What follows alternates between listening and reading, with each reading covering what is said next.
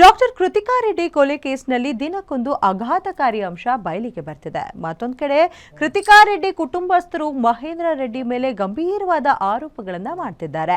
ಈ ನಡುವೆ ಮನೆಯಲ್ಲಿ ಕೆಲ ಔಷಧಗಳು ಪತ್ತೆಯಾಗಿದ್ದು ಆ ಬಗ್ಗೆ ಅನುಮಾನ ಮೂಡಿದೆ. ಅಲ್ಲದೆ ಅನಸ್ತೇಶಿಯಾ ಡ್ರಗ್ಸ್ ಯಾವ ರೀತಿ ಸಪ್ಲೈ ಆಗುತ್ತೆ ಎಂದು ಪತ್ರ ಕೂಡ ಬರೆಯಲಾಗಿದೆ.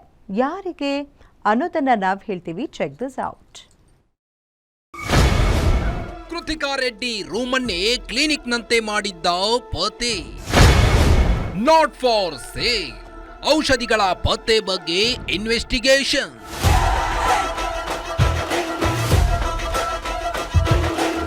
ಡಾಕ್ಟರ್ ಕೃತಿಕಾ ರೆಡ್ಡಿ ಕೊಲೆ ಕೇಸ್ ತನಿಖೆ ಚುರುಕುಗೊಂಡಿದೆ.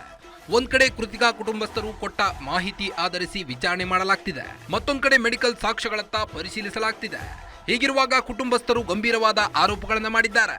ಪತಿ ಮಹೇಂದ್ರ ರೆಡ್ಡಿ ಕೃತಿಕಾ ರೆಡ್ಡಿ ಮಲಗ್ತಿದ್ದ ರೂಮನ್ನ ಮೆಡಿಕಲ್ ಕ್ಲೀನ್ ಅಂತೆ ಮಾಡಿದ್ನಂತೆ.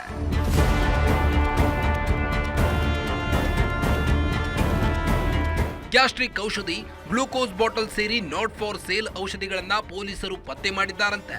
ಹೀಗೆ ಕೃತಿಕಾ ಇದ್ದ ರೂಮಿನಲ್ಲಿ ರಾಶಿ ರಾಶಿ ಔಷಧಿಗಳು ಸಿಕ್ಕಿದೆ. ಅಲ್ಲದೆ ಋತುಚಕ್ರದ ಸಮಯದಲ್ಲಿಯೂ ಡ್ರಿಪ್ ಹಾಕಿಕೊಳ್ಳಲು ಪತ್ನಿಯ ಮೇಲೆ ಒತ್ತಾಯ ಮಾಡುತ್ತಿದ್ದನೆಂಬ ಆರೋಪ ಮಾಡಲಾಗಿದೆ. ಹೀಗೆ ಕ್ಯಾನ್ವಲ್ ಚುಚ್ಚಿ ಕೈಯಲ್ಲಿ ಸೂಜಿಯ ಗಾಯಗಳ ಗುರುತುಗಳಿವೆ ಎನ್ನಲಾಗಿದೆ.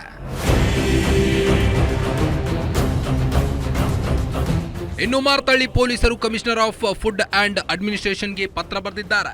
ಅನಸ್ತೇಶಿಯಾ ಯಾವ ಮೆಡಿಕಲ್ ಸ್ಟೋರ್ಗಳಲ್ಲಿ ಮಾರಾಟ ಮಾಡಲಾಗಿದೆ ಎಂಬ ಸಂಪೂರ್ಣ ಮಾಹಿತಿ ಕೇಳಿದ್ದಾರೆ.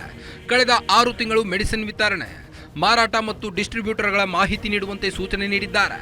ಈ ವೇಳೆ ಮಹೇಂದ್ರ ರೆಡ್ಡಿ ಯಾವ್ಯಾವ ಮೆಡಿಕಲ್ ಸ್ಟೋರ್ಗಳಿಗೆ ಭೇಟಿ ನೀಡಿದ್ದಾನೆ ಎಂಬುದರ ತನಿಖೆಯೂ ನಡೆಯುತ್ತಿದೆ.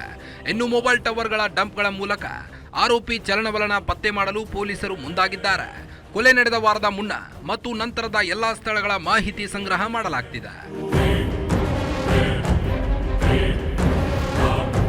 ಅಲ್ಲದೆ ಕೃತಿಕಾ ರೆಡ್ಡಿ ಕೇಸ್ನಲ್ಲಿ ಮಹೇಂದ್ರ ರೆಡ್ಡಿ ಪಾತ್ರದ ಬಗ್ಗೆ ಪೊಲೀಸರು ಸಾಕ್ಷ್ಯಗಳನ್ನು ಕಲೆ ಹಾಕ್ತಿದ್ದಾರೆ. ಇನ್ನು ಮೆಡಿಕಲ್ ಔಷಧಿಗಳ ಅಕ್ರಮ ಬಳಕೆ, ಅನಸ್ತೇಶಿಯಾ ಖರೀದಿ ಮತ್ತು ಪತ್ನಿಯ ಸಾವಿನ ಹಿನ್ನೆಲೆಯೂ ಪ್ರಕರಣಕ್ಕೆ ಮತ್ತಷ್ಟು ತೀವ್ರತೆ ತಂದುಕೊಟ್ಟಿದೆ. ಒಟ್ನಲ್ಲಿ ತನಿಖೆ ಬಳಿಕ ಇನ್ನಷ್ಟು ಸತ್ಯ ಹೊರಬೀಳುವುದು guarantee. Manjunath SK, crime bureau, guarantee news, Bengaluru.